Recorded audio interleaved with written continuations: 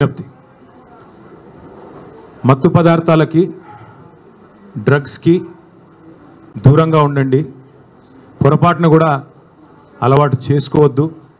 పొరపాటున కూడా అవి అలవాటు చేసుకుంటే జీవితాలు నాశనం అవుతాయి. నేను జీవితంలో ఎన్నడూ సిగరెట్ కూడా తాగని వ్యక్తిని. అట్లాగే మరి మీరందరూ కూడా తప్పకుండా డ్రగ్స్కి మత్తు పదార్థాలకి దూరంగా ఉండాలని కోరుతా. రాష్ట్ర ప్రజలకు కూడా ఒక విజ్ఞప్తి, రేవంత్ రెడ్డి గారి స్పీచ్లకి వార్తలకి చిట్చాట్లకు కూడా దూరంగా ఉండండి నా విజ్ఞప్తి. ఎట్లాగైతే మరి డ్రగ్స్ మనుషుల ప్రాణాలు హరిస్తాయో అట్లాగే కొన్ని నికృష్టపు మాటలు నికృష్టపు డైలాగులు మరి మీ ప్రశాంతతకు మీ ఆరోగ్యానికి కూడా రాష్ట్ర ఆరోగ్యానికి కూడా హానికరం. పెద్దలు చెప్తారు, నక్క పీనుగునే పిక్కు తింటుంది, పంది బురదలోనే పొరలాడుతుంది, పెండ పురుగు గుడ్ల చావిట్లోనే తిరుగుతుంది. అట్లాగే గుంపు మేస్త్రి నోట్లోంచి కంపు తప్ప ఏమీ రాదు, నికృష్టపు మాటలు తప్ప ఏది రాదని మళ్ళొక్కసారి తేలిపోయింది. ఒకరోజు ఫోన్ ట్యాపింగ్ అంటాడు, మరొక రోజు ఫార్ములా ఈ అంటాడు, ఇంకో రోజు డ్రగ్స్ అంటాడు, కాదంటే కాళేశ్వరం లేదంటే కేసీఆర్. 20 నెలల్లో ఈ నికృష్టుడి బతుకు, ఈ రాష్ట్ర ముఖ్యమంత్రిగా ఉన్న నికృష్టుడి బతుకు కేసీఆర్ జపం చేయడం డైవర్షన్ టాక్టిక్స్ తప్ప, హెడ్లైన్ మేనేజ్మెంటు డెడ్లైన్ మేనేజ్మెంట్ తప్ప చేసిందేంది? ఇప్పటి వరకు ఈ రాష్ట్రంలో ఏ వర్గానికి నువ్వు చేసిందేంది నేను అడుగుతా ఉన్నా. అందుకే పెద్దలు చెప్తారు, పంది ఎంత బలిసినా నంది కాదు.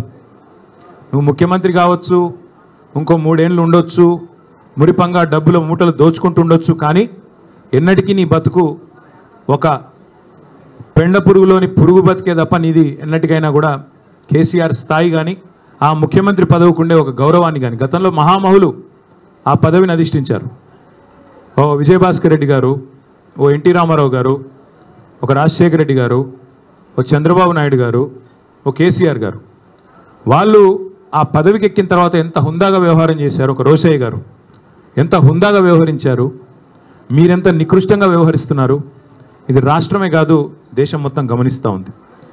2 ఏళ్ళైంది మీరు తెలంగాణ రాష్ట్రానికి ముఖ్యమంత్రి అయ్యి. మీ వల్ల వీసమెత్తు లాభం పొందిన ఒక మనిషి కానీ ఒక వర్గం కానీ చూపెడతావా? ఒకటి మాత్రం ఒప్పుకోవాలి, రేవంత్ రెడ్డి గారి వల్ల బాగా లాభపడింది ఎవరయ్యా అంటే చిల్లర గాసిప్ వెబ్సైట్లు, యూట్యూబ్ ఛానళ్ళు, వాటికి పెట్టే దిక్కుమాలిన తంబునేళ్ళు నడుపుకునే కొంతమందికి మాత్రం రేవంత్ రెడ్డి వల్ల కడుపు నిండా మరి బ్రహ్మాండంగా ఆదాయం వస్తున్నమాట మాత్రం వాస్తవం. 3rd రేట్ యూట్యూబ్ ఛానళ్ళకి, మీడియా ముసుగులో దరిద్రాన్ని వండే దగుల్బాజీలకు ఆదాయం పెరగొచ్చు, కానీ రాష్ట్ర ప్రజలకు మాత్రం దమ్మిడి ఆదాయం కూడా దమ్మిడి లాభం కూడా నీ వల్ల లేదు అనేది వాస్తవం.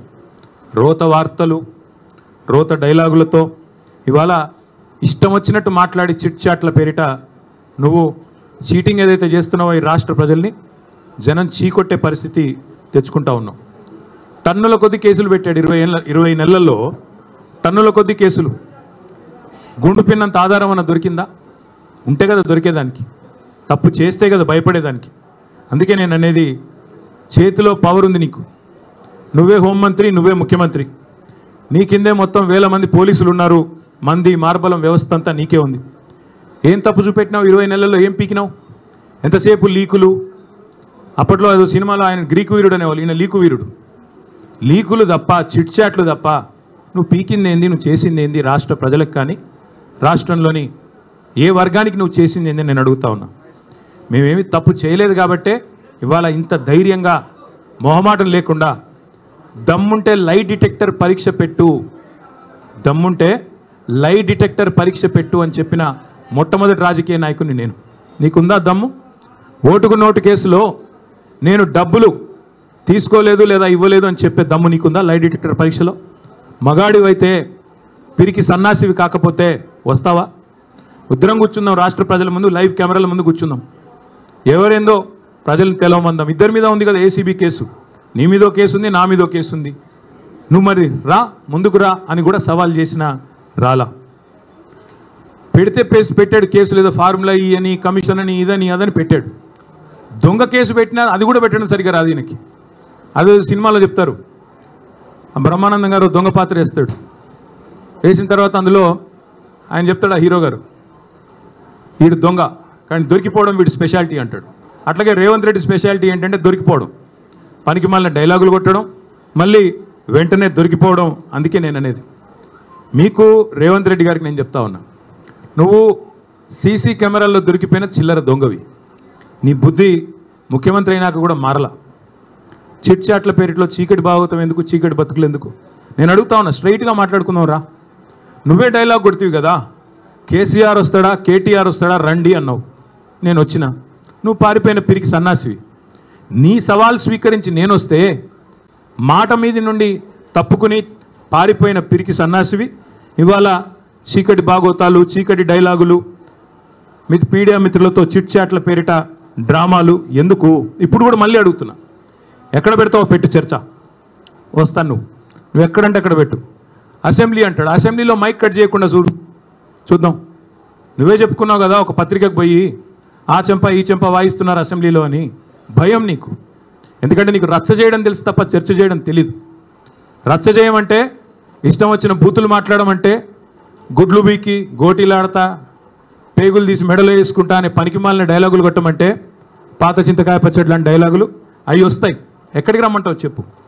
జూబ్లీహిల్స్ ప్యాలెస్కి రమ్మంటావా? నీ కొడంగల్ కోటలోకి రమ్మంటావా? నేను నీలాగా పారిపోయే పిరికి పందని కాదు. నువ్వు ఏ చర్చకు ఏ విషయంలో ఎప్పుడన్నా సరే రెడీగా ఉన్నావు. ఎందుకంటే మేము పోరాటాల పార్టీగా పోరాటాల నుంచి వచ్చిన వాళ్ళం తప్ప నీలాగా బ్యాగులు మోసి సద్దులు మోసి వచ్చిన వాళ్ళం కాదు. మరొకసారి చెప్తున్నా, ఇదివరకు చెప్పా మళ్ళొకసారి చెప్తున్నా, ఇదివరకు ఒక ఆయన ఇట్లాగే బీజేపీ ఆయన పనికిమాలిన మాటలు మాట్లాడితే, ఈ టెస్ట్ పెట్టుకుంటావు ఆ టెస్ట్ పెట్టుకుంటావు అంటే, ఏం టెస్ట్ పెడతావో పెట్టుకోరా, బొచ్చిమంటే బొచ్చిస్తా, ఏదిమంటే అది ఇస్తా అని చెప్పాను. ఏ టెస్ట్ పెట్టినా దానికి నేను రెడీ.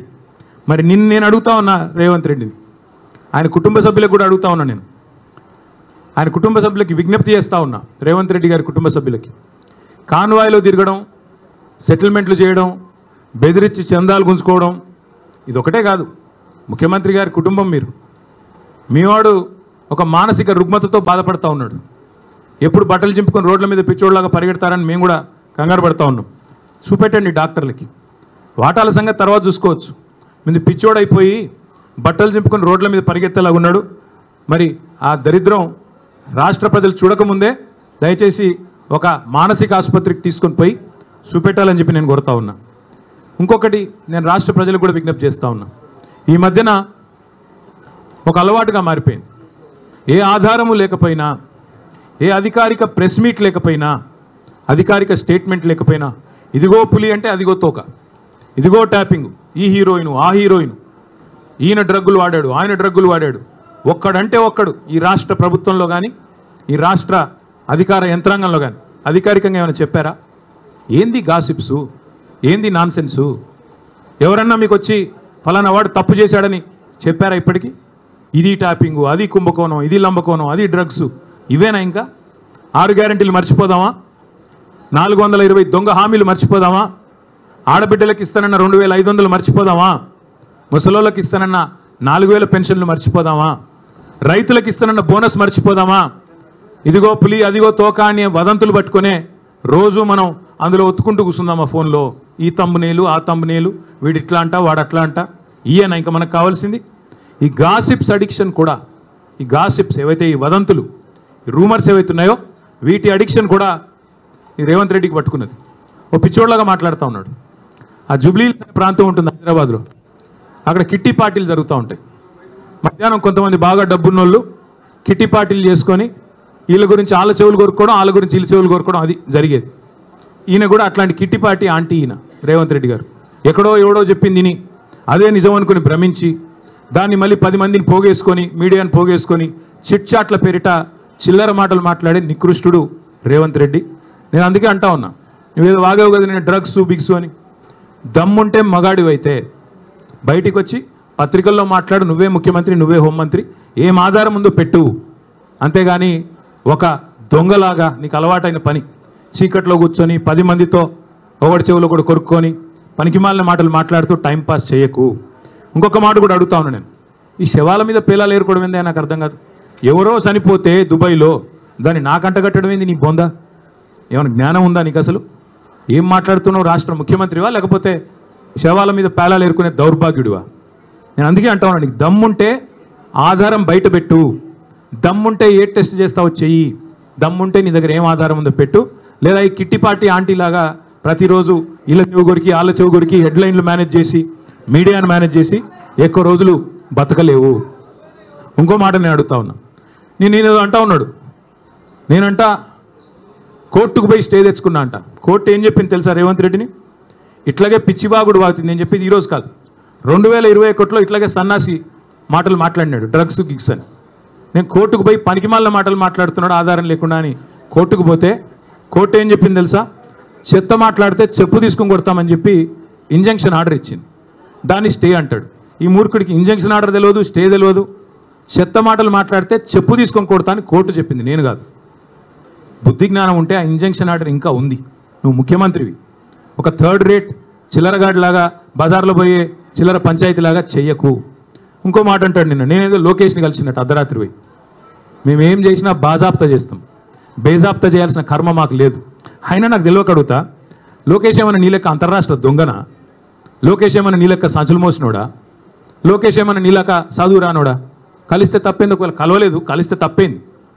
అయినా నాకు తెలియక ఇంకో మాట అడుగుతా, పక్క రాష్ట్ర మంత్రి యువకుడు, నాతో డెఫినెట్గా సత్సంబంధాలు ఉన్నాయి, ఇద్దరం కూడా ఫ్రెండ్లీగా ఉంటాము, కలవలేదు కానీ కలిస్తే తప్పేంది నాకు తెలియక అడుగుతా. అయినా మీ పెద్ద బాసు చంద్రబాబు కొడుకే కదా, నేను ఏదో గుండానో దావుద్ ఇబ్రాహింనో సీక్రెట్లో కలిసినట్టు డైలాగులేంద్ర హౌలా. నేను అడిగింది ఏంది, నేను చెప్పింది ఏంది? నేను ఉన్న దొంగను కలిసిన నీలాగా, లేకపోతే నీలాగా లోఫర్ రాజకీయాలు చేస్తున్నాను ఢిల్లీలో పోయి, చీకట్లో పోయి అమిత్ షా కాళ్ళు పట్టుకొని, చీకట్లో పోయి మోడీ గారి పాదాలకు ప్రణమిల్లి చిల్లర రాజకీయం చేస్తున్నానా? పక్క రాష్ట్ర మంత్రి యువకుడు నాకు తమ్ముళ్ళు అంటాడు, కలిస్తే కలుస్తా కానీ నేను కలవలేదు. దానికి ఏదో పెద్ద ఈయనేదో గొప్ప విషయం కనిపెట్టినట్టు. ఆయన నాకు తెలియక అడుగుతా, పాలన గురించి తెలుసుకోవాలంటే మమ్మల్నే కలుస్తారు బీఆర్ఎస్లను, దోపిడీ గురించి తెలుసుకోవాలంటే నిన్ను కలుస్తారు. ఆయన నన్ను కలిస్తే నీకేం నొచ్చింది? ఆయన నన్ను కలిసినా నీకేం బాధ అవుతుంది? నాకు అట్లా తెలియక అడుగుతా. నేనేమంటున్నా అంటే, ఈ చిల్లర మాటలతోని ఎన్ని రోజులు టైంపాస్ చేస్తావు? ఇంకెన్ని రోజులు ప్రజలు ఇవాళ ఆగం చేసే ప్రయత్నం చేస్తున్నావు? అసలు నిన్న రేవంత్ రెడ్డి గారు ఎందుకు మాట్లాడండి పనికి మాలిన మాటలు? ఎందుకు అంటే ఒకటే కారణం, ఈయన దొరికిపోయిండు. ఇందాక నేను చెప్పిన కదా, దొంగతనం చేయడం మళ్ళీ దొరికిపోవడం ఈయన స్పెషాలిటీ. 48 గంటల ముందు డైలాగులు కొట్టిండు, నేను రానే రాను. ఆంధ్ర వాళ్ళు మీటింగ్ పెట్టినారు, ఆంధ్ర ప్రభుత్వం వాళ్ళ చేతుల్లోనే కేంద్ర ప్రభుత్వం కూడా ఉంది, మరి నేను రాను. చంద్రబాబు పిలిచినా బనకచెర్ల గురించి అయితే నేను రాను అని డైలాగులు కొట్టినాడు, లీకులు ఇచ్చినాడు, లీకు వీరుడు. ఇచ్చిన తర్వాత 24 గంటల్లో ఏం మారిందో తెలియదు, 24 గంటల్లో ఏం జరిగిందో తెలియదు. టకామని ఢిల్లీలో తేలిండు.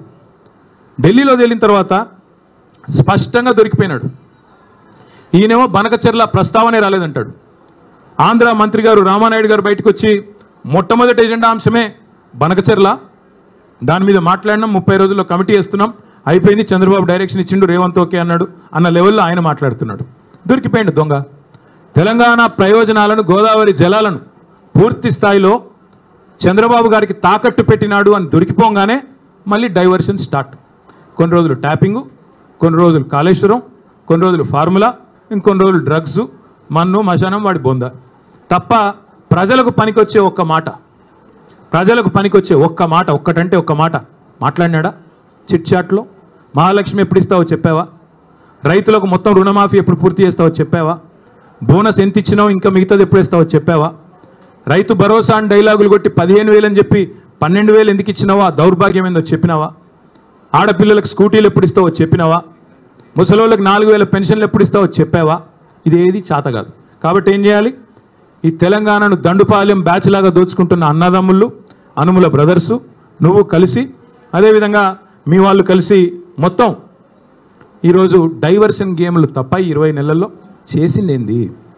ఇవాళ వెన్నుపోటు పొడవడం అనేది రేవంత్ రెడ్డికి ఏం కొత్త కాదు, వెన్నతో పెట్టిన విద్య. నమ్మి ఓటేసిన పాపానికి దేశ రాజధాని ఢిల్లీ సాక్షిగా మరి మళ్ళొక్కసారి తెలంగాణ ప్రజల గొంతు కోసిన కసాయి రేవంత్ రెడ్డి. నాడు నోట్ల కట్టలతో అడ్డంగా దొరికిండు, ఈరోజు ప్రజల నోట్లోనే మట్టి కొడతా ఉన్నాడు రేవంత్ రెడ్డి. త్యాగాలు, పోరాటాలు, బలిదానాలతో ఏర్పడ్డ ఈ తెలంగాణకి ఇట్లాంటి నికృష్టుడు ముఖ్యమంత్రిగా ఉండడం అనేది నిజంగా కూడా మనందరికీ అవమానం. కేసీఆర్ గారి ప్రభుత్వంలో 10 ఏళ్ళు ఇదే ఖమ్మం జిల్లాలో కానీ మిగతా ఉమ్మడి జిల్లాల్లో కానీ రైతు పొలంలో నీళ్లు ఉండాలి కానీ రైతు కళ్ళల్లో కన్నీళ్ళు ఉండకూడదని చెప్పి ఒక కమిట్మెంట్తో ఇక్కడ సీతారామ ప్రాజెక్ట్ కట్టినా, భక్త రామదాస్ కట్టినా, కాళేశ్వరం కట్టినా, పాలమూరు రంగారెడ్డి ఎత్తిపోతల పథకం కట్టినా, చెరువులు బాగు చేయడానికి మిషన్ కాకతీయ, ఇక్కడికి వచ్చేటప్పుడు కూడా లక్కారం చెరువు అక్కడ పెద్ద ఆర్చి మీద రాస్తుంది మిషన్ కాకతీయ లక్కారం చెరువు అని. అట్లాంటి కార్యక్రమాలు మరి అనుక్షణం తప్పించి మరి 14 ఏళ్ళు ఆనాడు నీళ్ల పేరిట పోరాటం చేసిన, 10 ఏళ్ళు ప్రభుత్వాన్ని నడిపిన కేసీఆర్ గారు ప్రాజెక్టులు కట్టారు. రైతు బాగుండాలని తప్పించి రైతు బంధు పెట్టి, రైతు బీమా పెట్టి, పంటలు కొని బ్రహ్మాండంగా నీళ్ళు అందించి 12వ స్థానంలో ఉన్న తెలంగాణ నెంబర్ 1 స్థానానికి తీసుకొని పోయారు. కానీ దాని గురించి కూడా నిన్న చిల్లర మాటలు ఢిల్లీలో మాట్లాడిండు రేవంత్ రెడ్డి. బాబు గారితో మరి జరిగిపోయిన దొంగ ఒప్పందం, చీకటి ఒప్పందం బయటపడంగానే కవర్ చేసుకోవడానికి కవర్ డ్రైవ్లు, ఇవన్నీ ఎక్స్ట్రా కవర్ డ్రైవ్లు, డ్రగ్స్, కాళేశ్వరము, ట్యాపింగు, టూపింగు. అందుకే కుడిదిలో పడ్డ ఎలకలా కొట్టుకుంటా ఉన్నాడు. ఏం చేయాలో తెలియదు, దొరికిపోయిండు. అడ్డంగా దొరికిపోవడం కాబట్టి అడ్డదారులు ఎత్తుకుతా ఉన్నాడు. ఎజెండాలో ఫస్ట్ ఐటమ్ అని చెప్పాడు కదా, నేను కాదుగా చెప్పింది. ఎజెండాలో ఫస్ట్ ఐటమ్ అని నిమ్మల రామానాయుడు గారు, ఏపీ మంత్రి గారు చెప్పిన మాట వాస్తవం కాదా? ఇంత స్పష్టంగా చెప్పిన తర్వాత తెలంగాణ ముఖ్యమంత్రి అబద్ధాలు చెప్పిన మాట వాస్తవం కాదా? అందుకే నేను అనేది 70 లక్షల మంది రైతుల ముందు, ఇవాళ కోట్లాది మంది ప్రజల ముందు మళ్ళొకసారి దొరికిపోయింది కాబట్టే ఈ మైండ్ బ్లాంక్ అయిపోయి ఈ పనికిమాలిన మాటలతో అటెన్షన్ డైవర్షన్ కోసం ఈ చెత్తవాగుడంతా వాగుతూ ఉన్నాడు. డ్రైనేజీ కంపు ఎంత అయితే ఉంటుందో అంతకంటే ఎక్కువ మీ దగ్గర అదే ఉండేది. చూడు ఇక్కడ ఇదివరకు కాలువ, ఆ గోళ్ళపాడు ఉండే ఇదివరకు అలా పోవాలంటేనే భయం అవుతుండే. అంతకంటే కంపు ఉన్నది ఇప్పుడు రేవంత్ రెడ్డి నోరు. ఆ నోరు తెరిస్తే దరిద్రం గబ్బు తప్ప ఒక్కటంటే ఒక్క మంచి మాట రాదు. అట్లే నేను అడుగుతా ఉన్నా, ఈ జిల్లాలో ఏం చేశారు ఇప్పుడు రేవంత్ రెడ్డి గారు? ఈ 20 నెలల కాలంలో రాష్ట్రానికి ఏం చేసినావు, ఖమ్మం జిల్లాకి ఏం చేసినావు చెప్తావా? కేసీఆర్ గారు కట్టిన ప్రాజెక్టు సీతారామ, ఆ ప్రాజెక్టుకు వచ్చి రిబ్బన్ కట్ చేసి నెత్తిన నీళ్ళు చల్లుకోవడం తప్ప నువ్వు పీకింది ఏంది, నీ మంత్రులు పీకింది ఏంది అని అడుగుతా ఉన్నా. ఒక మంత్రి ఏమో బాంబుల్లో బిజీగా ఉన్నాడు, ఆయన పేరే బాంబులేట్ అయిపోయింది పాపం. ఇప్పుడు బాంబు వెళ్తుంది, అప్పుడు బాంబు వెళ్తుంది. Karthika Pournami bye, Deepavali bye, Sankranti bye, మళ్ళీ దసరా రానివట్టే, దీపావళి రానివట్టే. ఇప్పుడు వెళ్తుంది, అప్పుడు వెళ్తుంది. ఏంది పేలేది, ఏంది చేసింది ఏంది, నువ్వు పీకేది ఏంది? అందుకే చెప్పాను నేను లాస్ట్లో కూడా, ఏదో ఉచ్చులో ఇరుక్కున్నాడు అంటే ఉత్సాన బొత్స అని చెప్పాను. ఇప్పుడు కూడా మళ్ళీ అదే చెప్తా ఉన్నా, మీరు పీకేది ఏమీ లేదు. కాంగ్రెస్ వాళ్ళు 100% చెప్తున్నా, మిమ్మల్ని మాత్రం 420 హామీల విషయంలో ఫుట్బాల్ ఆడే బాధ్యత మాదే. ప్రధాన ప్రతిపక్షంగా రేవంత్ రెడ్డి కావచ్చు, పొంగులేటి కావచ్చు, వాళ్ళ అయ్య కావచ్చు, వాళ్ళ తాత కావచ్చు, ఫుట్బాల్ ఆడే బాధ్యత మాది. ఇదే ఖమ్మం జిల్లాలో మళ్ళీ బ్రహ్మాండమైన మెజారిటీతో తిరిగి గులాబీ జెండా రెపరెపలు ఆడుతుంది. ఇప్పటికే ఖమ్మం జిల్లా ప్రజలకి మోసం కూడా అర్థమైంది. నేను ఎందుకు ఇలా బాధ అంతా ఏంటి, ఇలా ఆక్రోశం ఏంటి? పొంగులేటి శ్రీనివాసరెడ్డి గారికి బ్రహ్మాండంగా ఈ ప్రభుత్వం వచ్చిన తర్వాత కొడంగల్ లిఫ్ట్ ఇరిగేషన్లో 4,000 కోట్ల రూపాయల ప్రాజెక్టులు ఇచ్చారు. అదేవిధంగా ఎంత అద్భుతమైన బంధం అంటే బడే బాయ్ చోటే బాయ్ బంధం, బీజేపీ కాంగ్రెస్ బంధం ఎంత దృఢమైన బంధం అంటే పొంగులేటి ఇంటి మీద ఈడీ రైడ్ అయ్యి సంవత్సరం అయింది ఇప్పుడు దగ్గర. ఇటు పొంగులేటి మాట్లాడాడు, అటు ఈడీ వాడు మాట్లాడాడు.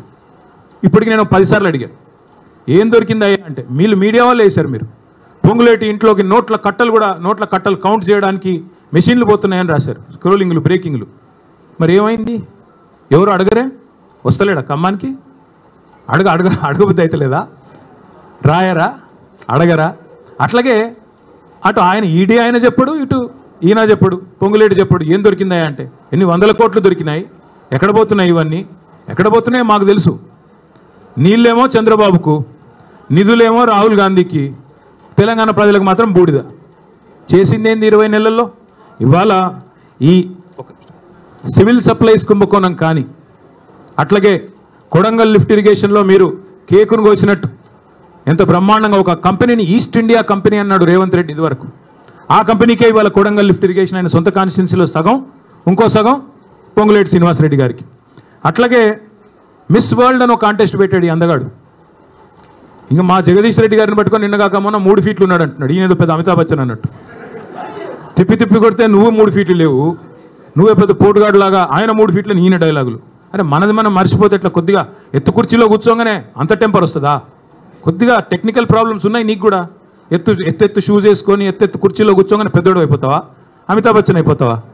నేను అదే అడుగుతానా. ఈరోజు మిస్ వరల్డ్ అని పెట్టాడు ఈయన. మిస్ వరల్డ్ అని పెడితే ఏమైంది? అందులో ఒక అమ్మాయి మిస్ ఇంగ్లాండ్. కాంగ్రెస్ వాళ్ళ దౌర్భాగ్యం వల్ల ఇద్దరు కాంగ్రెస్ నాయకులు నన్ను వేధించారు, ఒక వేశ్యలాగా చూశారు. ఇంత నికృష్టమైన ప్రభుత్వం ఎక్కడా లేదని ఒక ఆడపిల్ల, వేరే దేశ అమ్మాయి ఆడకూతురు దరిద్రం అని చెప్పి మధ్యలో వెళ్ళిపోయింది. కనీసం యాక్షన్ తీసుకున్నావా? కనీసం రాష్ట్ర పరువు అంతర్జాతీయంగా మంటగలిపినందుకు ఆడకూతులకు క్షమాపణ చెప్పావా? నీదో ప్రభుత్వం, నువ్వో ముఖ్యమంత్రి. రోత మాటలు, నికృష్టపు డైలాగులు తప్ప, వైఫల్యాలు దాచుకోవడానికి ఈ నికృష్టం తప్ప ఇంకోటి ఏంది? నేను ఇంకొకటి అడుగుతా ఉన్నా. కొన్ని బాకా పత్రికలు, ఆయన ఊ అన్నా తుమ్మినా దగ్గినా ఓహో ఆహా అని రాసే బాకా పత్రికలు, ఎందుకంటే వాళ్ళు ఆడిచ్చినట్టు ఆడుతున్నాడు ఈయన. జుట్టు మొత్తం వాళ్ళ చేతుల్లో పెట్టుకుని వాళ్ళు ఎట్టు తిరగమంటే అటు తిరుగుతున్నాడు, వాళ్ళకేం రాసి ఇవ్వమంటే ఇస్తున్నాడు. కాబట్టి వాళ్ళని అడ్డం పెట్టుకుని ఈయన నా మీద పెద్ద పెద్ద రాతలు రాసుకో. పక్కాగా చెప్తున్నా, శిశుపాలుడు కూడా 100 తప్పుల దాకా బతికాడు. నీకు కూడా టైం వచ్చింది. తప్పకుండా నీ నికృష్ట మాటలు, నీ దిక్కుమాలిన ఐడియాలజీతో మరి నువ్వు ఎన్ని డైలాగులు కొట్టినా కొంతమందిని కొంతకాలం మోసగించవచ్చు, కానీ అందరినీ ఎల్లకాలం మోసగిస్తాననుకుంటే కుదరదు. 10 ఏళ్లలో కేసీఆర్ గారు ఖమ్మానికి ఏం చేశారు అని ఒక సన్నాసి అంటాడు. ఏం చేశారా? 10 ఏళ్లలో కేసీఆర్ గారు చేసింది ఏమంటే, ఒకసారి గుర్తు తెచ్చుకోండి. 2014లో ఖమ్మం పట్టణం ఎట్లా ఉండే, 23లో ఎట్లా అయింది? ఖమ్మంలో ఎన్ని మెడికల్ కాలేజీలు ఉండే ప్రభుత్వ ఆధ్వర్యంలో 2014కు పూర్వం కాంగ్రెస్ పరిపాలన ఉన్నప్పుడు? తర్వాత ఎన్ని వచ్చినాయి? ఖమ్మంలో ఐటీ హబ్ ఉండేదా? ఖమ్మంలో రోడ్లు ఎట్లా ఉండేది? ఖమ్మంలో ఇక్కడుండే మీ చెరువులు ఎట్లా ఉండేది? మీ గోళ్ళపాడు కాలువ ఎట్లా ఉండేది? ఒక్కసారి గుర్తు తెచ్చుకోండి. కొత్తగూడెం జిల్లా చేయడమే కాదు, 2 మెడికల్ కాలేజీలు ఇవ్వడమే కాదు, సీతారామ ప్రాజెక్ట్ లాంటి అద్భుతమైన ప్రాజెక్టు, జిల్లాలోని ప్రతి ఇంచుని ప్రతి అంగుళాన్ని తడిపే ప్రాజెక్టే కాదు, ఇవాళ ఖమ్మానికి కేసీఆర్ గారు చేసినంతగా ఎవరైనా చేశారా? ఒక్కసారి గుండె మీద చేసుకొని చెప్పమని నేను కోరుతా ఉన్నా. అట్లాగే నేను రేవంత్ రెడ్డిని అడుగుతా ఉన్నా, సూటిగా అడుగుతా ఉన్నా. దమ్ముంటే మగాడివైతే చెప్పు, నీ సీటుకు ఎవడెసరు పెడతాడో అని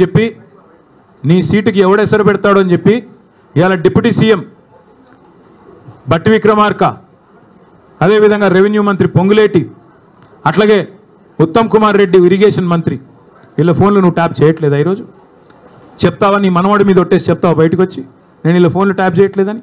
రాష్ట్రంలో వేలాది ఫోన్లు ట్యాప్ చేస్తున్నమాట వాస్తవం కాదా? చెప్తావా? లై డిటెక్టర్ ముందు కూర్చొని చెప్తావా? మగాడివైతే రా, బయటకు వచ్చి ఒట్టేసి చెప్పు దమ్ముంటే. చేసేది దౌర్భాగ్య పనులు, గలీజ్ పనులు, మీదికెళ్ళి పెద్ద పెద్ద మాటలు. ఒక గల్లీ రౌడీలాగా ఢిల్లీకి పోయి సిల్లీ మాటలు మాట్లాడిన ముఖ్యమంత్రికి నేను ఒకటే చెప్తా ఉన్నా. 50 సార్లు పోయావు ఢిల్లీకి దాదాపుగా, ఇంకోసారి అయిపోతే 50, హాఫ్ సెంచరీ. 50 పైసలు వచ్చినాయి నువ్వు 50 సార్లు పోతే. పోవడం, చీకట్లో మోడీ కాళ్ళు పట్టుకోవడం, చీకట్లో అమిత్ షా కాళ్ళు పట్టుకోవడం, రాహుల్ గాంధీ ఏమో దేక్తలేడు, నిన్ను అపాయింట్మెంట్ ఇస్తలేడు. ఇక ఈయన నా గురించి మాట్లాడతాడు. నేను చర్చకు రారా అయ్యా, నీ సవాలు నేను స్వీకరిస్తున్నా అంటే పారిపోయినావు. మళ్ళీ నన్ను అంటాడు నేను పారిపోయిన పిరికి పందని అంటాడు. పారిపోయి ఢిల్లీలో దాక్కున్నది నువ్వు, నేను కాదు.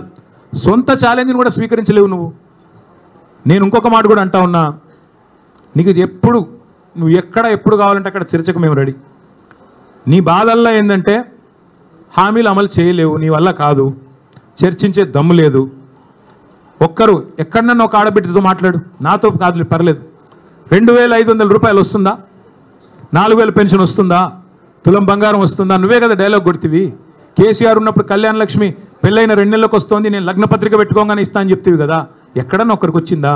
అందుకే ప్రజలకు కూడా నేను విజ్ఞప్తి చేస్తా ఉన్నా, ఈ పనికిమాలిన వితండవాదాలు పట్టించుకోబాకండి.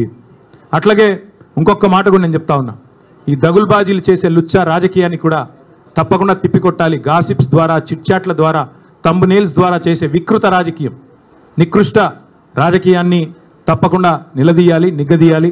420 హామీలు ఏమైనాయని చెప్పి తప్పకుండా అవసరమైతే రానున్న రోజుల్లో గల్లాబట్టి అడిగే రోజులు కూడా వస్తాయి. 6 గ్యారంటీలు అమలు అవుతున్నాయి, పక్కా అవుతున్నాయి, 100% అవుతున్నాయి. ఏంటి 6 గ్యారంటీలు? 1, ఫస్ట్ గ్యారంటీ అనుముల సోదరుల కోసం భూదందాలు గ్యారంటీ బ్రహ్మాండంగా చేస్తున్నారు. 4th city AI city Hyderabad చుట్టూ 1000 ఎకరాల్లో RRR పేరిట తొందరలో బయట పెడతాం, సర్వే నెంబర్లతో సహా బయట పెడతాం, మీరు చూడండి. రెండో గ్యారంటీ బాబు గారి కోసం బనకచెర్ల ప్రాజెక్టు గ్యారంటీ. 3వది రాహుల్ గాంధీ కోసం నెల బస్తాలు మూటలు నోట్ల కట్టలు గ్యారంటీ. 4వది బావమరిది గారి కోసం అమృత్ కాంట్రాక్ట్ 1137 కోట్లు, ఇప్పుడు మళ్ళీ సింగరేణిలో కొత్తది ఇచ్చాడంట, ఇంకోటి ఇచ్చాడంట, అది కూడా రేపు ఎల్లుండి బయట పెడతాం. 5వది గ్యారంటీ ప్రశ్నిస్తే అక్రమ కేసులు, అరెస్టులు, ప్రతిపక్షాల గొంతు నొక్కడాలు, నిర్బంధాలు, అణచివేతలు. 6వ గ్యారంటీ నెలకొకసారి ఢిల్లీ గ్యారంటీ, నెలకు ఒక్కసారి కాకపోతే 4 సార్లు ఢిల్లీ గ్యారంటీ, అక్కడ పోయి చీకట్లో మోడీ కాళ్ళు పట్టుకోవడం గ్యారంటీ. ఇది తప్ప నువ్వు ఈ 6 గ్యారంటీలు తప్ప నువ్వు అసలు చెప్పిన 6 గ్యారంటీలు ఎక్కడ పోయినాయి నేను అడుగుతా ఉన్నా. ఇంకొక మాట కూడా నేను అడుగుతా ఉన్నా. మీరు ఫామ్ హౌస్ అంటాడు రేవంత్ రెడ్డి గారు. ఫామ్ హౌస్ కాదు, కేసీఆర్ కాదు. నువ్వు ఏ ఫార్మర్ హౌస్కి పోయినా నీ బతికేందో చెప్తారు. ఇవాళ రాష్ట్రంలో ఏ ఫార్మర్ హౌస్కి పోతావో పో, కొండారెడ్డిపల్లిలోనా, కొడంగల్లోనా, ఖమ్మంలోనా, యాడికి వస్తావో రా, ఫార్మర్సే చెప్తారు నీ బతికేందో, నీ లెక్కేందో. అట్లాగే ఇంకొక మాట కూడా నేను చెప్తా ఉన్నా. ఇవాళ 100% చెప్తా ఉన్నా నేను, నువ్వు ఏ సవాలు ఎప్పుడు ఎక్కడ వేసినా స్వీకరించేదానికి నేను సిద్ధంగా ఉన్నా. నేను రేవంత్ రెడ్డి గారికి ఒక్కటే అడుగుతా ఉన్నా. మీరు అసెంబ్లీలో మైకులు కట్ చేసి స్పీకర్ గారిని కనుసైగలతో నియంత్రించి బతికిపోతా అక్కడేదో 4 డైలాగులు కొట్టి ఊకదంపుడు ఉపన్యాసాలు కొట్టి మళ్ళీ ఇట్లే డ్రగ్స్, కాళేశ్వరం, ట్యాపింగు, టూపింగు అని చెప్పి తప్పించుకుంటా అంటే ఎక్కువ రోజులు తప్పించుకోలేవు. టైం గడుస్తూ ఉంది, 20 నెలలు అయిపోయింది. ప్రజలు చూస్తూ ఉన్నారు, అన్నీ చూస్తూ ఉన్నారు. తప్పకుండా అన్నిటికీ తిరుగులేని సమాధానం చెప్తారు. స్థానిక సంస్థల ఎన్నికల్లో బీసీలను ఎట్లా మోసం చేస్తున్నావో బీసీలు కూడా చూస్తూ ఉన్నారు. 42% రిజర్వేషన్ల పేరిట నీ ప్రభుత్వం ఆడుతున్న నాటకాన్ని కూడా బీసీలు అర్థం చేసుకున్నారు. బీసీ డిక్లరేషన్లో చాలా చెప్పావు. 20,000 కోట్ల బడ్జెట్ ఇస్తా అన్నావు, సంవత్సరానికి 5 ఏళ్లలో 1,00,000 కోట్ల బడ్జెట్ అన్నావు. మరి 2 బడ్జెట్లు పెట్టావు. 2 బడ్జెట్లు కలిపి కూడా ఇప్పటివరకు పెట్టింది 20,000 కాదు, ఖర్చు పెట్టింది 10,000 కూడా కాదు. ఎక్కడ పోయింది 1,00,000 కోట్ల బడ్జెట్? అట్లాగే నువ్వే కదా చెప్పింది బీసీ సబ్ ప్లాన్ ఇస్తా అన్నావు. ఎక్కడ పోయింది బీసీ సబ్ ప్లాన్? 42% కేవలం రాజకీయ రిజర్వేషన్లే కాదు, ప్రభుత్వ వర్కుల్లో 42% ఇస్తానన్నావు, కాంట్రాక్టులో 42% ఇస్తానన్నావు. ఒక్క కాడ నన్ను ఇచ్చినావా? కనీసం నీ కొడంగల్లో ఇచ్చినావా? చూపెడతావా? మరి నీ చేతిలో ఉన్నదేమో ఇవ్వవు. నీ చేతుల్లో ఉన్న కొన్ని మంత్రివర్గంలో 42% మంత్రులు ఉన్నారా బీసీలు?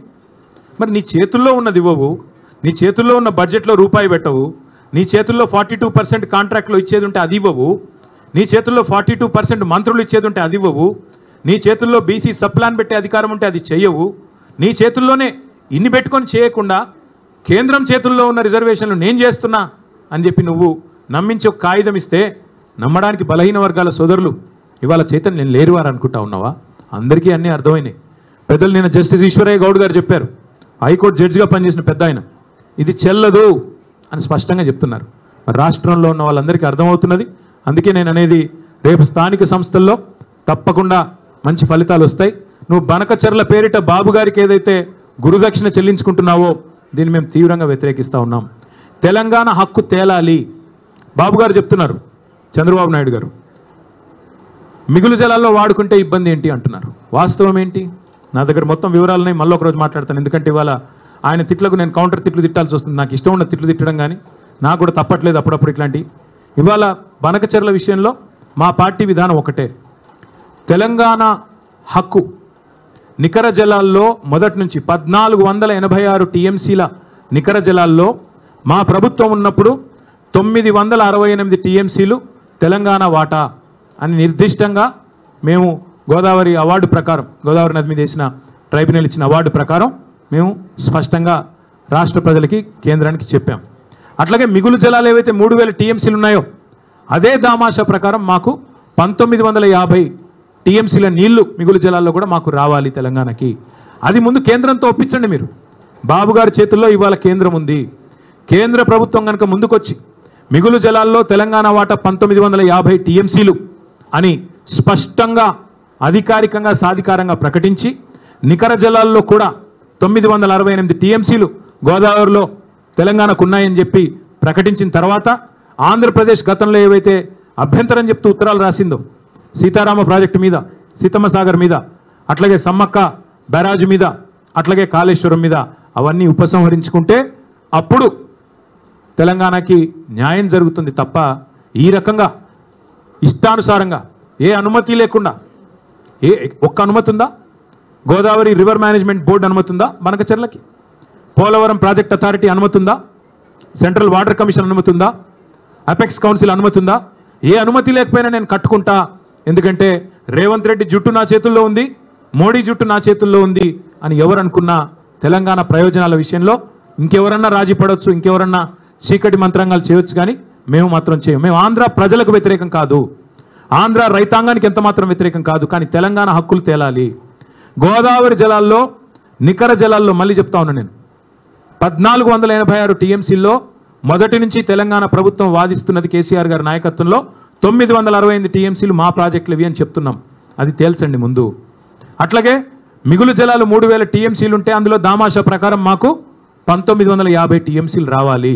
అవి తేల్చి సాధికారంగా కేంద్ర జలసంఘం డిక్లేర్ చేస్తే తప్పకుండా అప్పుడు మాట్లాడచ్చు. గతంలో మీరు పెట్టిన అభ్యంతరాలు ఉపసంహరించుకుంటే మాట్లాడచ్చు. అంతేగాని ఈ సానుభూతి డైలాగులు కుదరవు. మిగులు జలాలు వాడుకుంటే ఇబ్బంది ఏంటి, మిగులు జలాలు వాడుకుంటే ఇబ్బంది ఏంటి అంటే మీరు అన్ని ఉల్లంఘనలకు పాల్పడి ఏ అనుమతి లేకపోయినా ప్రాజెక్టులు కడతాం, బడితున్నోడిదే బర్రె అంటే అది కుదరదు.